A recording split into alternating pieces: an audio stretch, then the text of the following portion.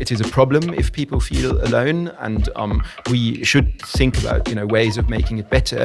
It's not something that you just look at and say, how do I make this go away? But how do I deal with it productively?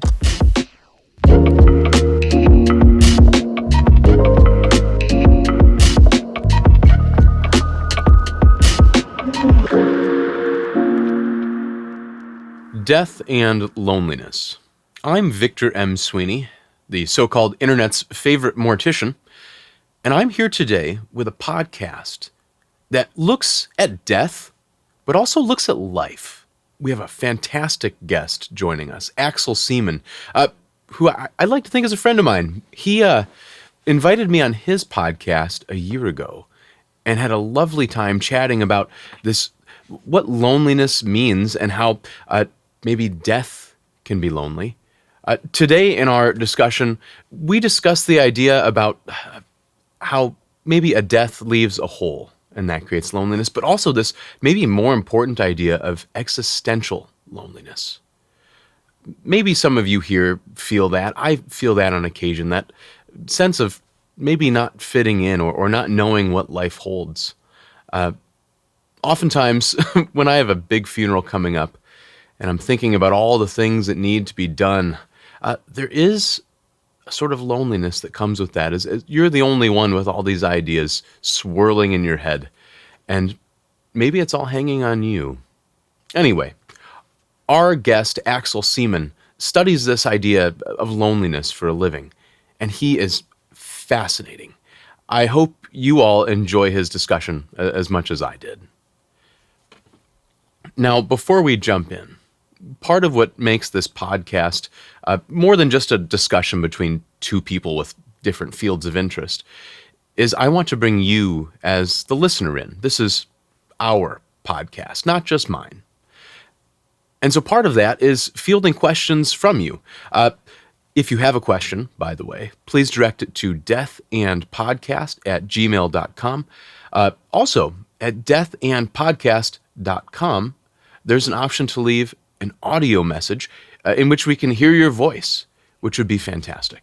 I'm going to do my best to answer a few questions in each episode, so let's jump into them.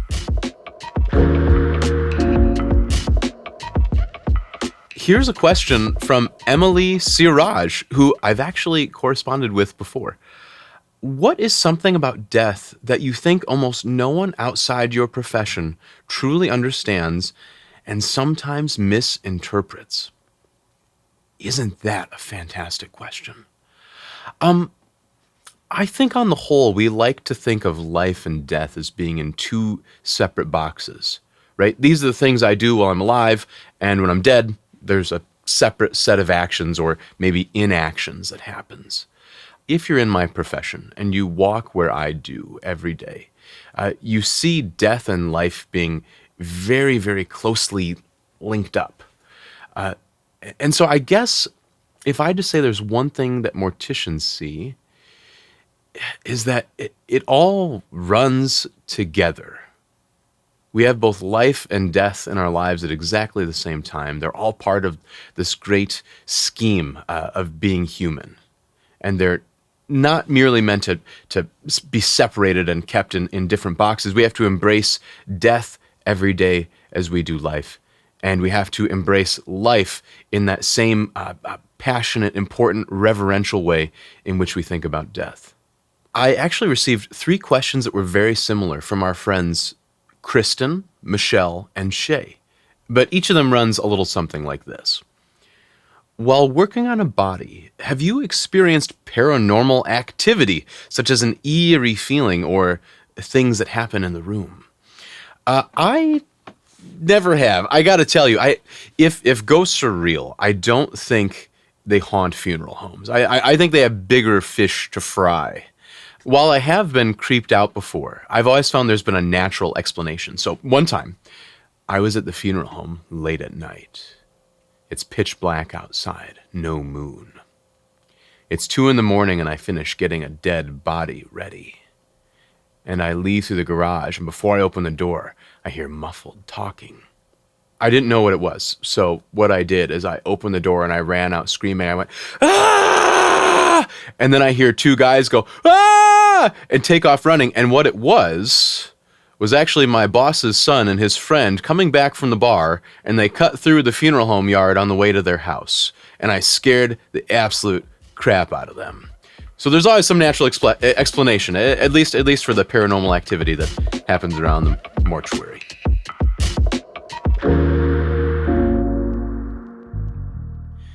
Axel Seemann is a professor of philosophy studying loneliness. I had the pleasure of being on his podcast last year, and I think you're really going to enjoy our discussion today. Let's jump into it.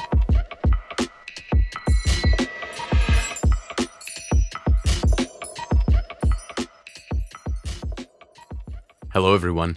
We're here today with, I'd like to say, my good friend, Axel Seemann.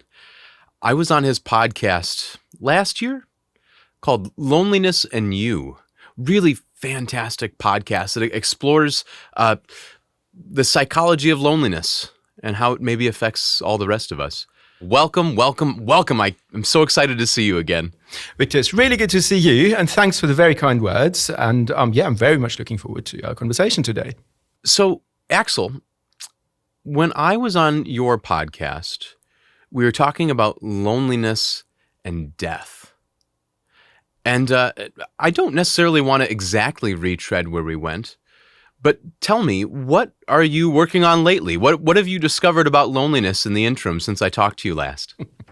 Well, I've discovered that loneliness is not going to go away. It's, a massive topic in public discourse. I'm currently, teaching a course to my students, which is called Loneliness and the Self. And one of the things that, I have recently discovered or, have the occasion to think about because of the discussions with my students is that loneliness isn't always about other people and their absence. It, can be very much about yourself and the connection that you have, with yourself. And this is something that's interested in me greatly of late.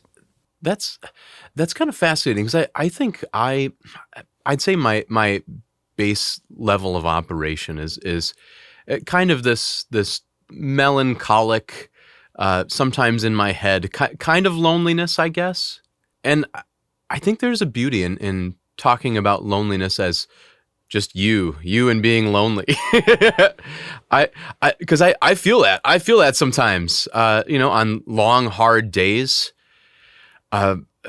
Strange to feel lonely when you're in a room, like a busy room with a funeral full of people, and you kind of feel like you're the only one there who's really thinking the thoughts that you're thinking. Right. I mean, that's, of course, a very specific situation, Victor, that, pertains to you. But yes, more generally, we treat loneliness often as something that's about the absence of other people, whom we'd like to be there, but, who aren't there. And that's, of course, right. But, something specific to loneliness is that the experience of it is somehow self-directed, right? So if you let's say you've had a horrible breakup, which I hope has never happened to you, and, then that's an emotion that's, in some sense similar to loneliness in that it involves, a connection that you would like to have, but that isn't there. But, unrequited love is, about the other person emotionally, like, you're thinking about the other person, you can't let go. Whereas, if you think about what it's like to be lonely, it's about, it's a self-directed emotion in many ways, right? It's you who's lonely, it's you who can't properly connect. You can't really project that on someone else. No, that's right. And even though obviously other people come into it, sort of a lot of it has to do with a self-directed stance, I suppose, including you in your funeral home late at night. Is that right? That's about right. Yeah, that's about right. Because there is... It seems to me, I think when I feel loneliness is when I'm busiest. Like today, I've got two really intensive, really big funerals coming up. And to be fair, my boss is out of town currently, so I am like a little bit lonely at the office. But I'm feeling it all the more because there's just so much to do, and I'm the guy to do it. And it weighs heavily on me in a certain way that I think you're right, is self-directed. Because it's not like I have other people making my schedule for me for the most part. A lot of the stuff I have to do, like I get to set the time. It's all self-referential, but there is something that kind of, I don't know, it gnaws at me when I'm too busy. I'd almost rather be like a little lonely and have some quiet time. Maybe the lack of quiet time makes me lonely. I'm not really sure how to explain that one for you, Axel. Yeah, well, I'm not really sure how to explain it either. But here's two thoughts. So you can, on the one hand, be lonely, and then, you're missing something that you don't have, but you can, of course, also be in solitude. And then, you're alone, and you're alone in a way that you cherish, right? And so, question for you, what is it that, you're after and don't have, when you're so horrifically busy? And I sympathize, though I also think, it's truly fascinating work that you're doing there. So not too much of a complaint, hopefully. No. But no, of course not. But, is it that, sort of you are looking for a connection with other people that you just can't have in the present moment because you're so busy? Or is it that you'd rather just have some quiet time for yourself? I think it's the quiet time. I think it's when you have a sort of forward-facing job, finding connection with other people is very easy. And then when you're kind of doing this social media experiment that I'm working on, a lot of connection with other people, but not as much connection with yourself when all your free time is spent with work and social media and family, and then, all the other things that get in the way of life. I had a question for you, Axel. When I was on your podcast, we kind of discovered that you lost your mom at a young age. And that ties into loneliness too, but I've been thinking about that a lot for some reason. I had a family in just yesterday who lost a parent, and I've got someone else who's not doing so well that's a parent and has younger kids. And for whatever reason, you come to mind because I was really struck by your experience with your mother. Can you tell us about that? Yeah, of course. Yeah, no, also that part of our conversation, and then, how it went to your friend that has also, stuck with me. And yeah, I mean, you asked me, when, we were talking about death and loneliness, and you asked me whether I had experienced anything of that kind. And I said, yes, I've experienced several, deaths. And the, most important one, and also the earliest big one, was my mum, who died when I was 10. And, it was a life-changing, a life-forming experience. And what we were talking about is how that affects how you live. And, I think we both thought that this is something that you don't really get over with. This is not something that, you put past yourself. It's something that you construct your life around. And I think that's what we talked about. One thing that you mentioned at the time that I really liked, we were talking about death. I was talking about the death of my friend Alex, who committed suicide some years ago. And I was explaining, and I tell this to a lot of people, I'm to the point where I can look back some years out, and I can think about all the good things that Alex has given me. It's wistful, it's bittersweet, to be fair. But I can look back and I think, what did I learn from that? What have I taken away? And I'll never forget this. You said, well, what if I just wanted to be mad the whole time? What if I just never wanted to get over it? And I was thinking about that. I've thought about it since. And I think it's okay. I think it's okay to be forever mad at that loss that comes with death. Have you thought about that at all since? Are you still like an Ahab figure, shaking your fist at the sun? Where are you at, Axel? Yeah. Tell me. No, I have thought about it a lot afterwards, actually, because this is a really spontaneous conversation that we were having, and I never expected that that podcast was going to go there. But it was great that it did, and so I think what I was rebelling against was a tendency that we sometimes have in contemporary culture to seek meaning and sort of formulate some sort of gratitude and contentment that doesn't get to the heart of things, where it's sometimes important to be absolutely mad with what has happened because it wasn't fair. There's no really good way of dealing with it. It shouldn't have happened. You shouldn't have to go. A parent who loses their child, like flip side, the same coin. You shouldn't have to go through that experience, because it really, is so awful. And I think that, what I was rebelling against, it's not what you said, but, something that I was rebelling against was a tendency that we have in contemporary discussions. You see that a lot in, self-help columns in, social media, where something terrible happens, and then, the person tells a narrative, and, then says, and yes, and I learned from it, and now it's all great. And I want to say, it's okay if it's not all great, right? My mindfulness isn't the great eraser. I recently had a family. I was talking about this with my wife.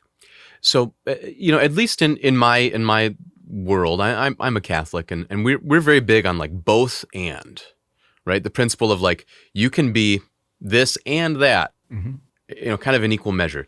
And I had this family come in, and Dad died in his 50s.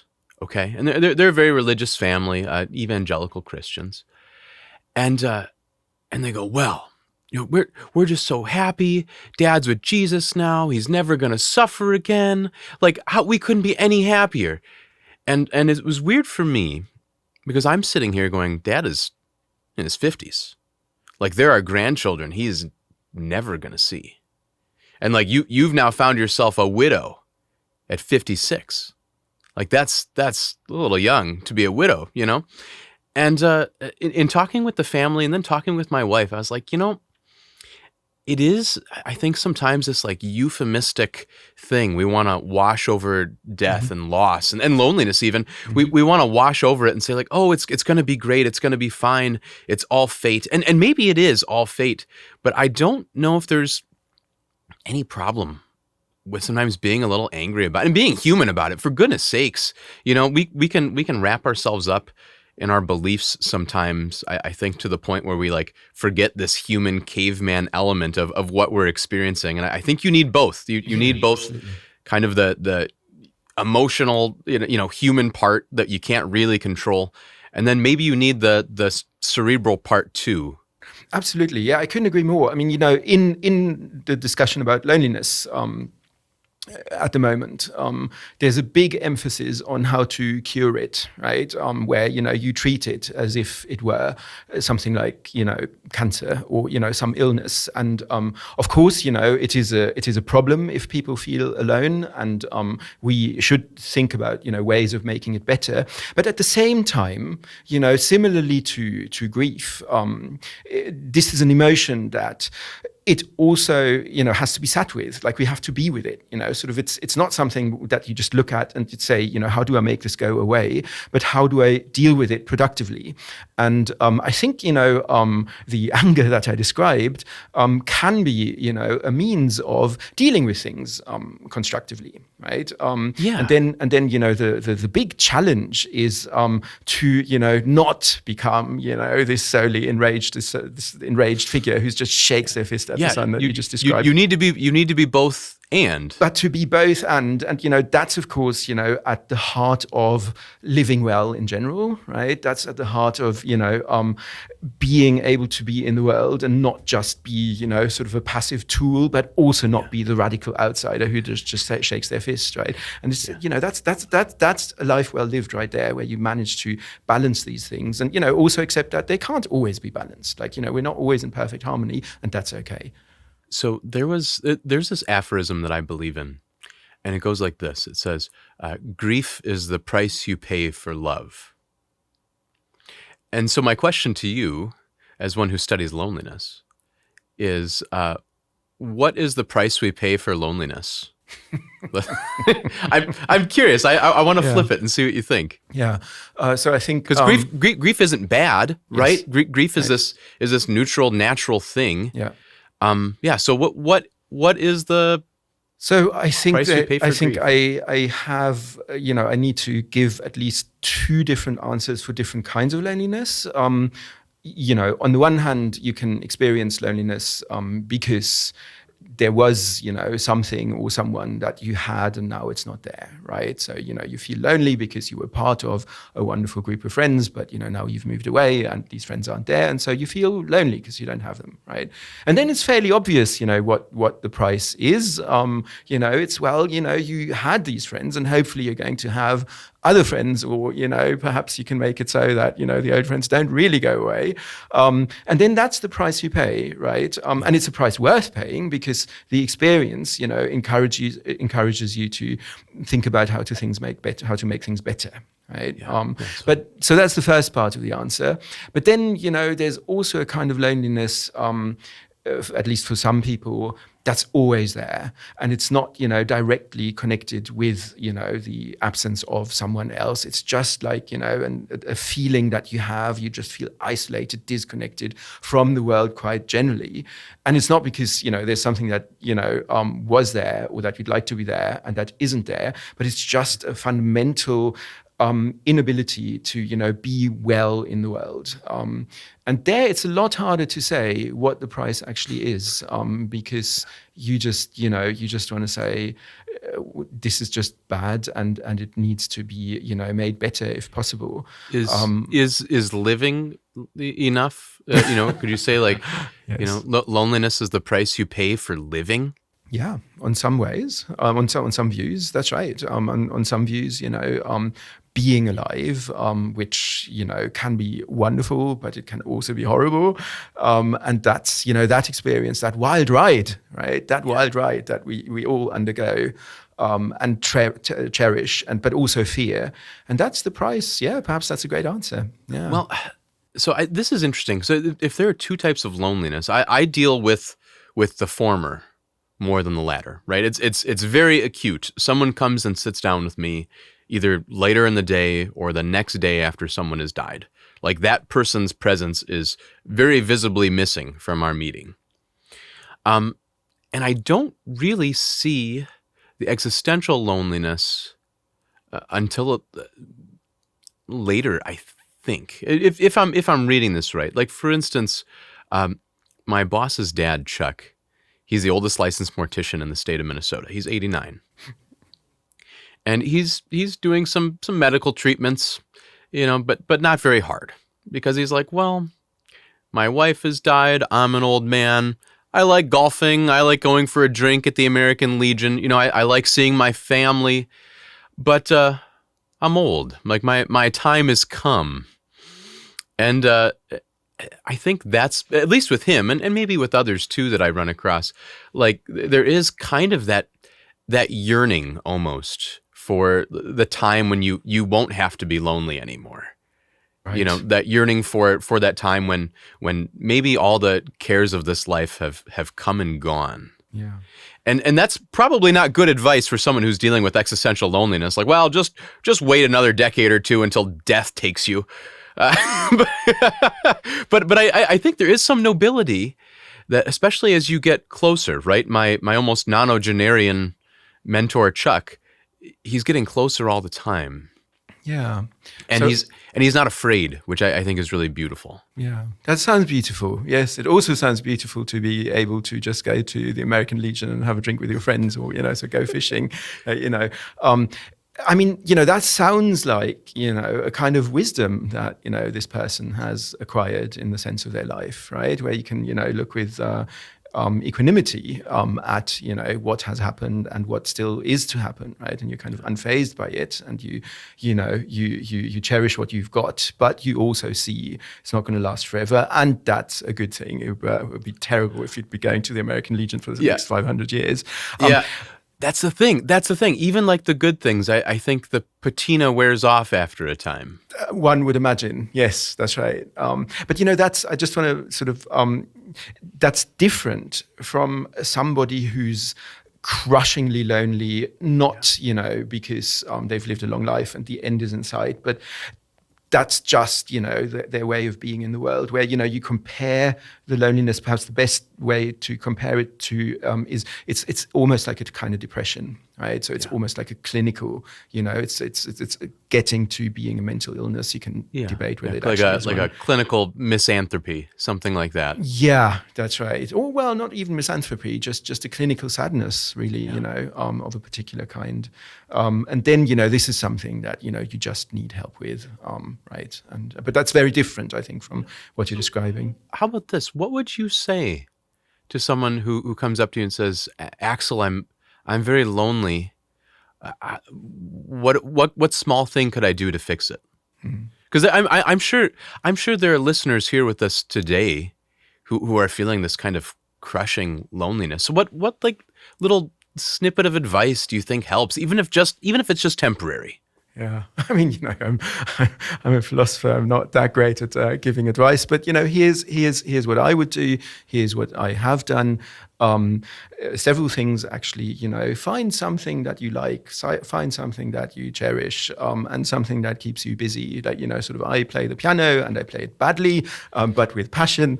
And when you practice the piano, you can't do that while your mind is attending to something else. Like, you really have to focus on what you're doing there. So find something that you like doing, that you cherish, and that takes your attention up for while you're doing it, like practice, and so then your mind learns to it rewires itself. It learns to focus on something that's not this thing that you're so preoccupied with, and then you can increase it, and over time, and it's a long time, and it gets bigger, and that's I think a good thing to do.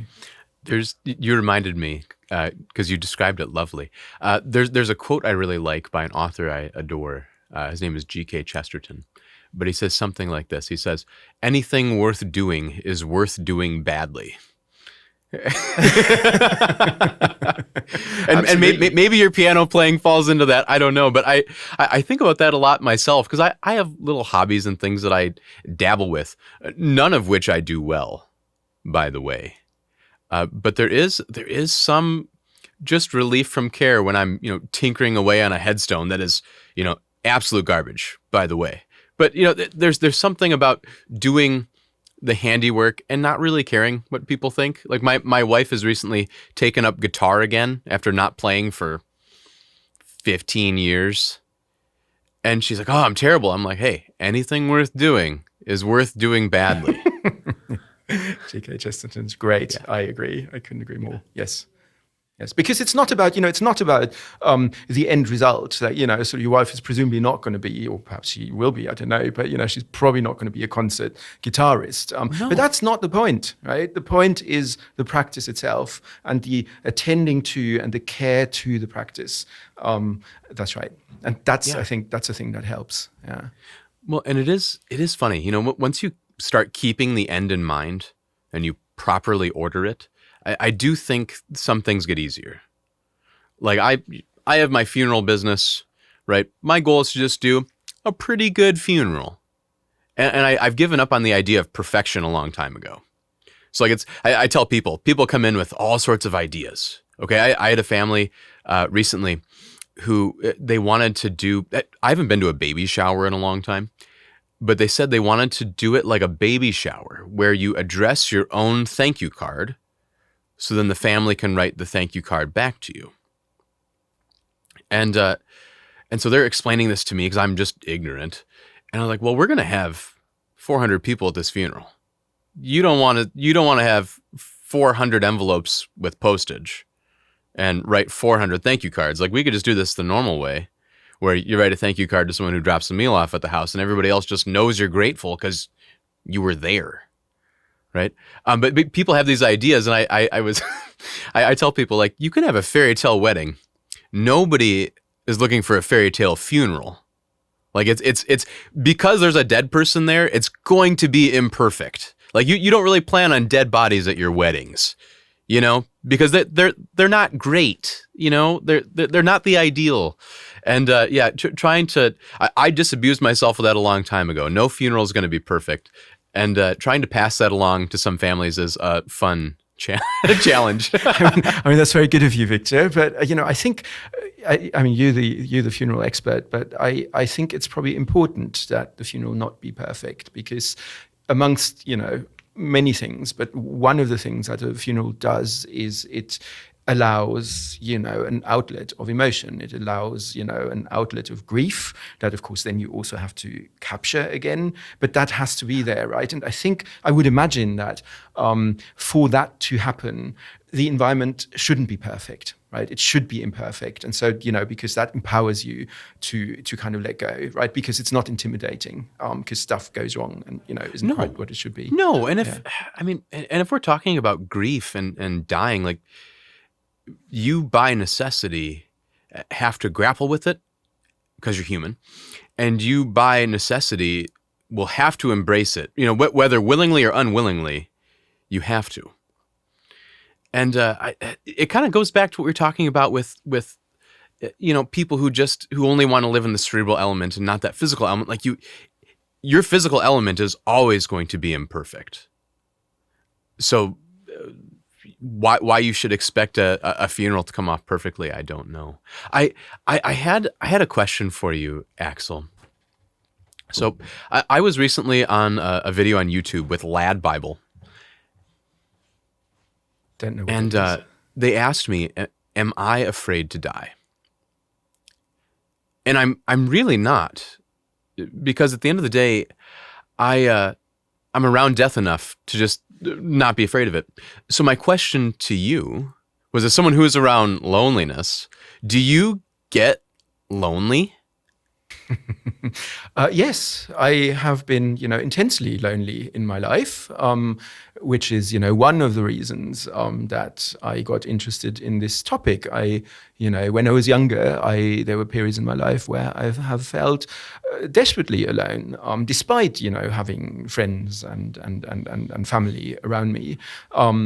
Which brings us back to the early part of our conversation, where loneliness isn't necessarily about other people. It's about an attitude that you have towards yourself.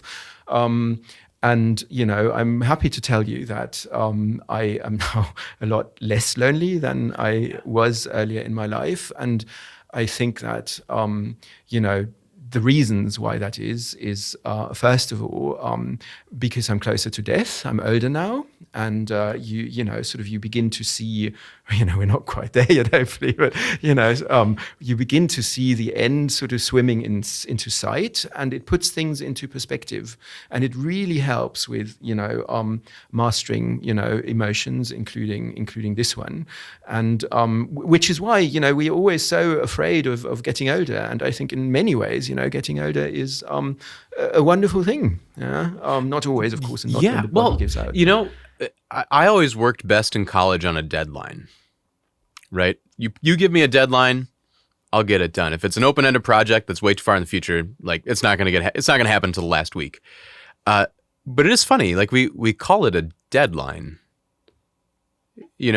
and you have one. I have one. I'm 34, and I'm sitting here going, gosh, I am much closer to halfway than I thought. Like I'm not a young man anymore. Oh. But there's something about the deadline and like knowing at some point I'm not going to have to worry about death because I will have done it. Yes. That is kind of a relief.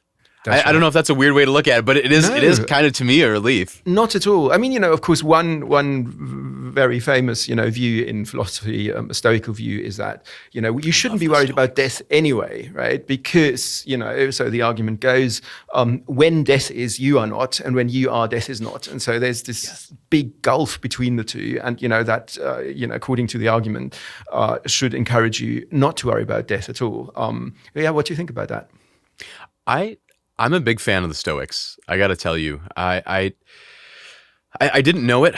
I didn't know I was kind of a semi-Stoic for a long time, or at least Stoic adjacent. I didn't really have a name for it, but I've long had this kind of happy nihilism, where it's like everything's gonna end, nothing's gonna be all right.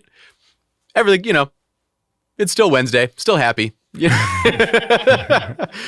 then I realized afterward, like, oh, that's Stoicism, and like it's imperfect. Every belief system like has its problems, but it is kind of beautiful to have that sort of like attached detachment. It's not quite like the Buddhist remove yourself from all attachments, but it's like have attachments, don't take them too seriously. Follow-up question for you. So you've told me, just before that, you're Catholic. Yes. shouldn't, and I'm not, I don't have religion, I don't have that. I'm deeply interested in it as a philosopher. I must imagine that it's wonderful when you have it. I don't. But wouldn't it, for the truly faithful person, for the true Catholic, should there even be loneliness ever? Because at the end of the day, you're going to be hopefully saved.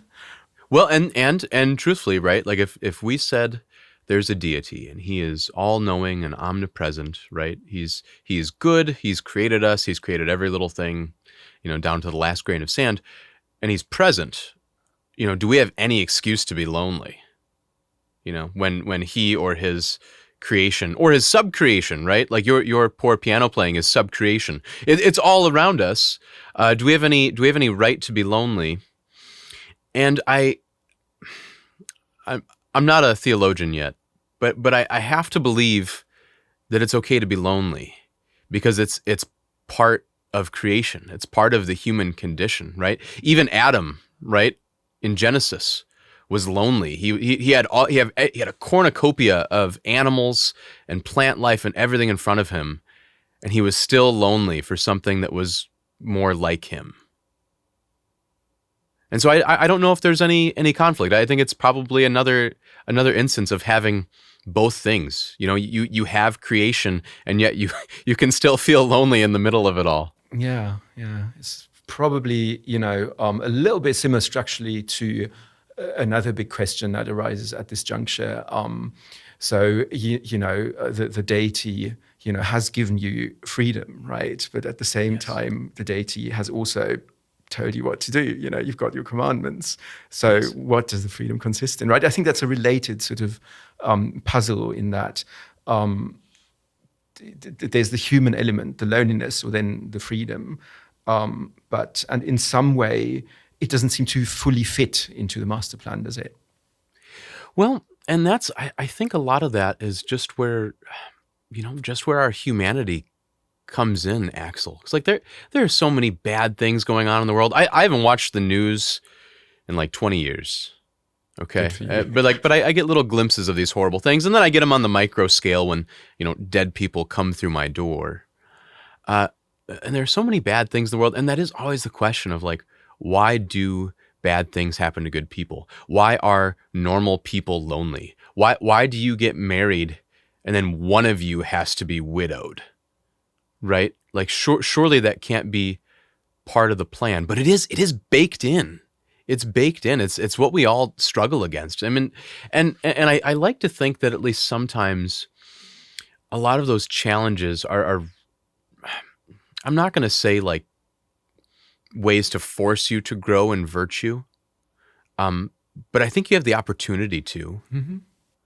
And as someone who's around death all day, like I have the opportunity to wrestle with death every single day. Physically. Yeah, and physically too. Yeah. No, well, but it is, but here's the thing. I see the bodies on the table and I'm like, I have 2 feet. I have 2 hands. I have a head and hair, less hair all the time. But it's there and it's familiar. And to wrestle with that though is a great gift. Like I never once have to think about like, oh, I better try to make a good death. Like I just get to think about it every single day. Yeah. And that's in some ways, not to just euphemize over it, but it is kind of its own blessing. And do you find that, as someone who has, you're kind of the master of loneliness. God. You're the master of loneliness. Yeah, you're by yourself in the field, as it turns out. But no, you're this loneliness master. And do you ever find that even that is a gift? I mean, you have to wallow in stories of loneliness all the time, but do you find that it is a gift in and of itself? So So first of all, it's really different from me than it is for you, because first of all, there's many people working in the field, right? And I discuss this with, my colleagues and with my students, and I read research papers on it. And so I think my experience is very different from yours, in the funeral parlor when you're with the dead body and there it is. Yeah. I know for me, it's more like, the capacity and the ability and the chance to think about these big issues and wrestle with them. That's a gift. Like, that's amazing that I have that. And so it's not so much about, the loneliness itself, but about the intellectual life that I get to have and that, people get to have, because, we are not only bodily, but we are also intellectual beings. We can think about things and work out our position or fail to work out a position. And that's an amazing part of the human experience. And so that's a massive gift. I love that. Do you? So you're a professor at Bentley University, outside Boston. Yes. And you have students. What is? I mean, clearly there's a lot of interchange, right? Because you're teaching and they're learning. But tell me this: is there something like an insight maybe that you've gained from a student that has struck you? So I gain insights from my students all of the time. It's deeply rewarding to work with people who are a lot younger than you and who also, sort of look on things from a very different perspective. And so just now, my students in my loneliness class are doing a research project on, loneliness. So they do their own work and, they draw on the things we discuss in class, but they also look at, what's sort of out there. I, am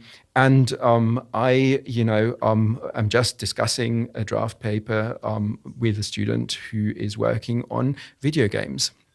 And, sort of in what way playing a video game, helps you, making social connections, if artificial ones, and in what ways does it make you less sociable, more lonely, because, while you're playing the game, you're just by yourself.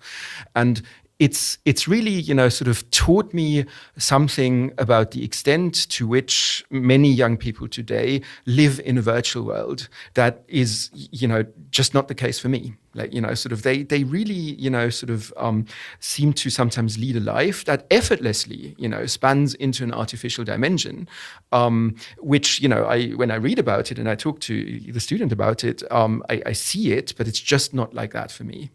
And so, sort of first of all, this teaches you something about what life is like in the present moment, for, young people. It, probably also could be used to explain some of, the problems that we have in the world and also the chances that we've got. And, on a more larger, you asked, what does this teach me? What's the takeaway lesson? There's always a different angle and there's always a new perspective. And I think that's the takeaway.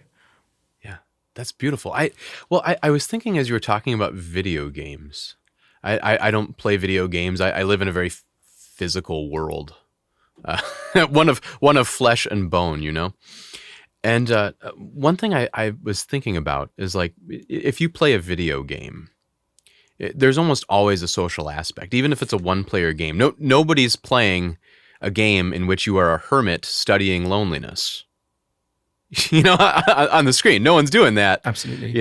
Absolutely. And I think that's really, it is kind of funny because we have this desire, I think, even in our leisure, everywhere we look, to like have human connection.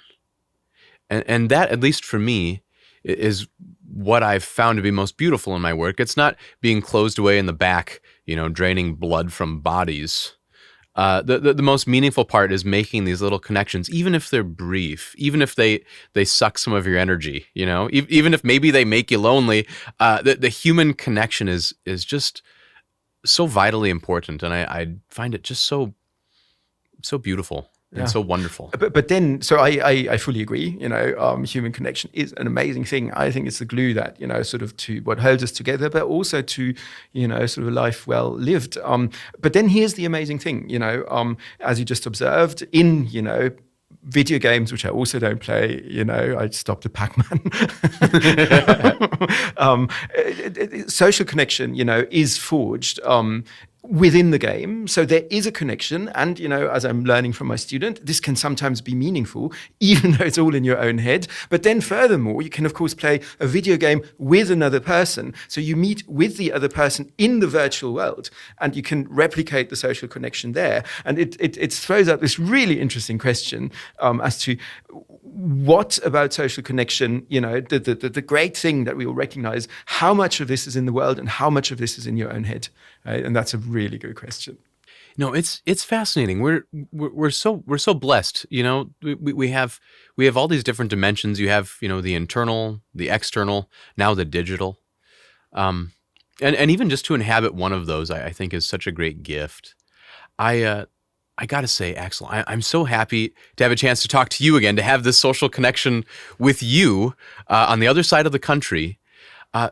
Because truly, we talked the first time a year ago, and I still think about it. And I have a suspicion that when we're done today, I'm going to sit back and reflect on what we talked about. And I have every hope that we'll do it again. Yes, please. Someday. Because, I am just fascinated by the internal, the external, the loneliness, the death.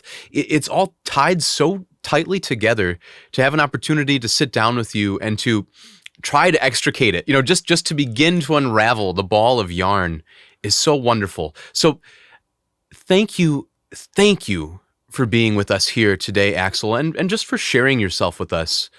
I can't thank you enough. Thank you, Victor. It was a really wonderful conversation. It also has given me a lot to think about. And I very much hope that, in another year's time or so, we'll continue this conversation. Beautiful. I hope we do. Well, that wraps up our conversation today with my good friend, Axel Seemann. I hope he's become your friend too, dear listener.